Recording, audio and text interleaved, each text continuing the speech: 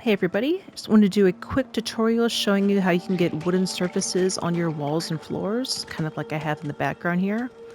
Now ordinarily that surface we're seeing in the background where you have all these shelves and whatnot and posters, this is usually a brick background, but I have it completely wooden with this trick.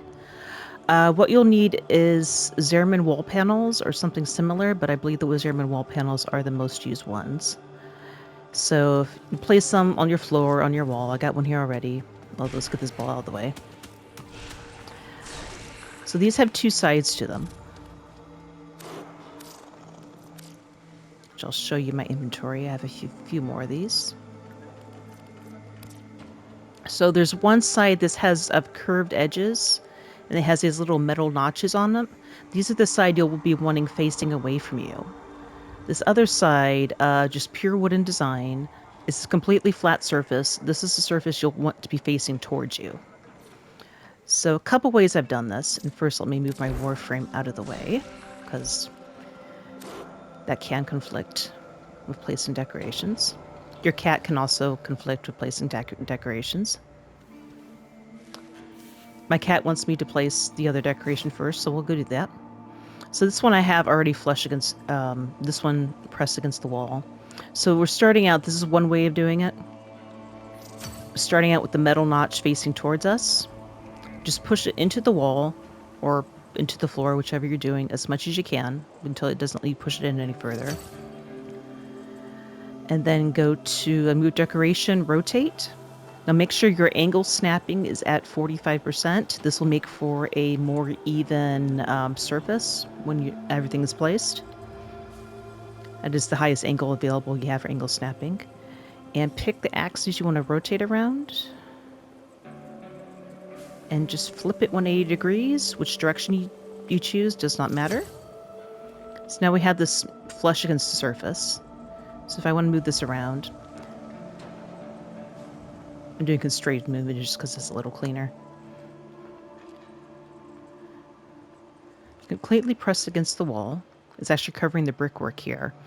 Now, an interesting thing that happens in the back room is these little designs, like the black ink designs or black paint designs, whatever they are. Those will actually stick through the surface. So I've done that with another object over here. These are actually green planter boxes that I pushed against the wall. Similar idea. And the all these little designs, the blue lighting, the black paint or whatever, those actually pushed through the surface. So it does make for a kind of a cool effect. If you want to cover these up, what you'll actually have to do is go into constrained movement. These won't be flush against the wall, but you can push your wall towards you just a little bit. And that will cover the design. So it's just a wooden surface. Now, another means you can do, and this doesn't work 100% of the time. That's maybe 80-90%. I don't know. I don't keep track. But same wooden panel. Let me get that placed.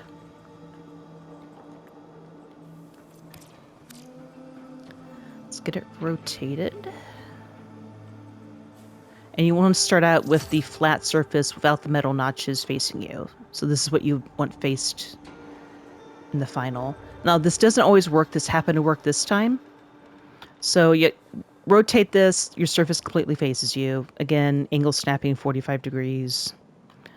And you just want to push it into the wall. This will not always work 100% of the time. Sometimes you'll be left with the surface a little outside of the wall because it's colliding with something. But the one where you have the metal notches facing you, then you rotate it 180 degrees, that works more often than this one. But this time it happens to work, so you can tell it's purely flush against the wall in this particular case, because you have that black ink, black paint design showing through. That's as pushed into the wall as much as I can get.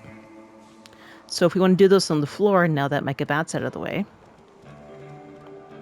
let me show you why this works. So I'm going to pick this one up off the floor a little bit. And we're going to constrain movement. So you have over here XYZ axes all meeting at a certain point right here, where my little white dot in the middle of the screen is. Now, every object in the game that you can place, every decoration, they all will have this XYZ axis, and they will all have this point right here. This point, any object in the game, can never be placed through a wall, through a ceiling, through a floor at all. So you have that flat surface on this, on this wood panel, can never be pushed through a floor. However, everything above, below it, so all this space up here, all the way up to the curved surface, that can be pushed into a wall, into a ceiling, into the floor.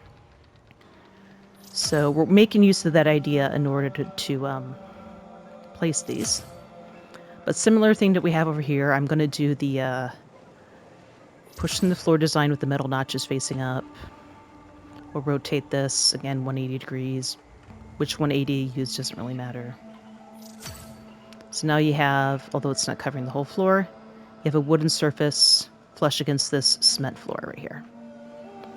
Now, I mentioned earlier this green wall I have over here. I did something similar with these green planters boxes. These are Duviri items, but let me show you those real quick. It really showcases that axis thing a bit better.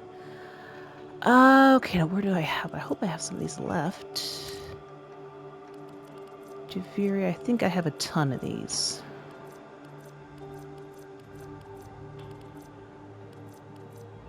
If I don't, I'll just replace one of them I already have.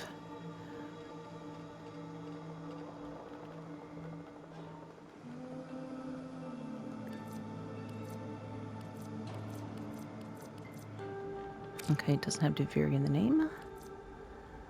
We'll find one.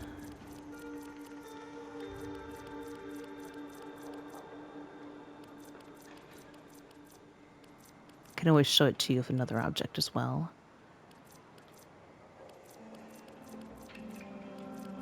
Pot. Oh, here we are. Wide green artisanal pots. There's a reason why I have 104 of these. It's for that green wall design. We'll show it to you with the floor. So constrain movement. Again, we have this XYZ axis thing. Here's the point right here. So everything that is above this point in the pot, that all can be pushed into a wall, pushed into the floor, which is exactly what I did in my little kitchenette area over here. So that's why this wall is green. It's not just the green lighting. That is literally a green wall. I think I did the exact same thing up here. We have a green wall.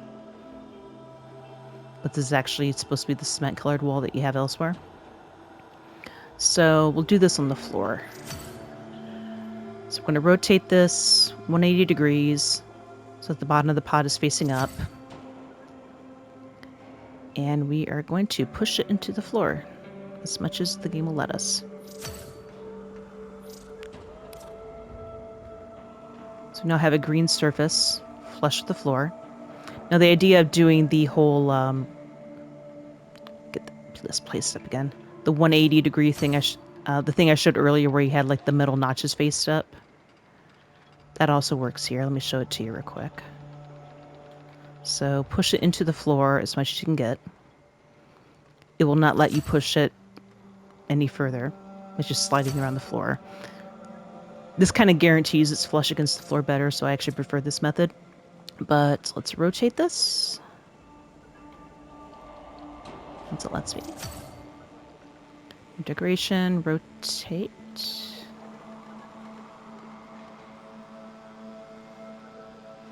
Okay, wrong rotation. Here we are. So rotate it 180 degrees. We have some green flush against the floor. You can scale this up, scale this down if needed. That's how I got the green wall right there. So yeah, that is how you can get change your wall textures, change your wall colors. So happy building, everybody.